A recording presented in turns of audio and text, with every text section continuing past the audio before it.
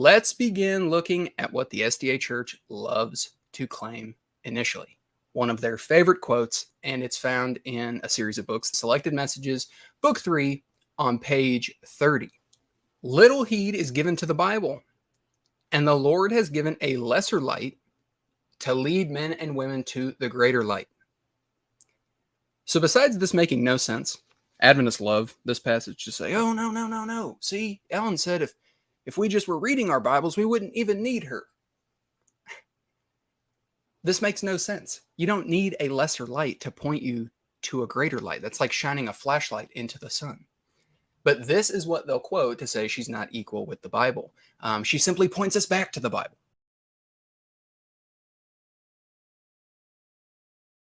You don't need a lesser light to point you to a greater light. That's like shining a flashlight into the sun. And today somebody will ask the question, if we already have the Bible, why should God raise another prophet who is not a writer of the Bible? Don't you think that is a good question? I think so. Let me ask you. When Jesus was to come the first time, the first advent of Jesus, were the scriptures there? Were the scriptures there? Yes, the Old Testament. If the Jews had studied the scriptures, would they have identified the Messiah, known the time when he's coming? Absolutely.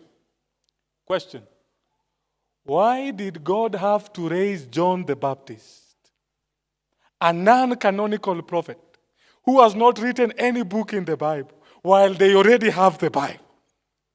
And John the Baptist will shine his light upon the pages of Scripture and make a people ready to meet the Lord. It is because the Jews only were claiming we are the people of the book.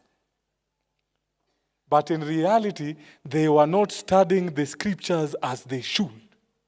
And God, out of love, He sends, let me send a non-canonical prophet to help my people before the first advent.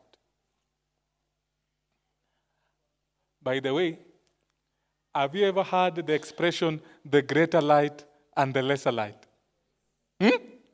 Let's clarify something there. John chapter 1. John the Baptist, who will come before Jesus as the forerunner. Which book did I say? John chapter 1 verse 6, it says, there was a man sent from God whose name was who? John. He came as a witness or a testimony to testify concerning that light, so that through him all might believe. Notice verse 8. He himself was not the light. He came only as a witness to what? Or the text will say, he was not that light. Question. Was John the Baptist, the non-canonical prophet, was he the light? No. Was he a light? How do you know? The text says, he was not the light. John chapter 5. Are you there? Verse 35. It says, you have sent to John, and he has testified to the truth. Verse 35. John was a what? A burning and a shining light. And for a while, you are willing to rejoice in his what? Was John the light? Was he a light? What is the relationship between the light and a light? Are you saying the light is greater than a light? Are you saying that John the Baptist was the lesser light? This makes no sense. You don't need a lesser light to point you to a greater light. That's like shining a flashlight into the sun. Leading men and women to the greater light. Usually when they mock, the very thing that they're mocking is actually in the Bible. It's quite amazing. When they try to refute Ellen White and some of the things she says, they're not realizing that they're actually attacking biblical principles, and she's acting in accordance with those principles. That's right. So they indirectly attack Bible principles, and I don't think they even notice. But here is the question. When John is called the lesser light, question, were the scriptures there? Yes. Now the question is, what was the greater light? The next verse, that 6, then Jesus says, but I, Jesus says, I have a, what is that next English word there? Greater witness than that of John. Do you notice, according to scripture, the greater light was not the scripture? Who was the greater light? It's Jesus himself. And so John was shining his light on the pages of scriptures so that men and women will behold Jesus Christ, the greater light. Are you following me or not?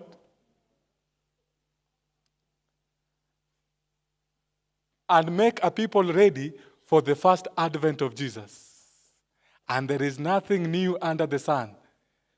While Jesus was preparing now for his second advent, he sees his people. They only say, we are the people of the book. But like the Jews of old, they do not study the scriptures as they should. And then God says, out of love, let me give my people another non-canonical prophet, a lesser light. By the way, how much of formal education did John the Baptist have? You didn't get that one. Are you saying that John did not have formal education? He was not the PhDs of those days. Maybe it is just a happy coincidence that also Ellen White did not, isn't it?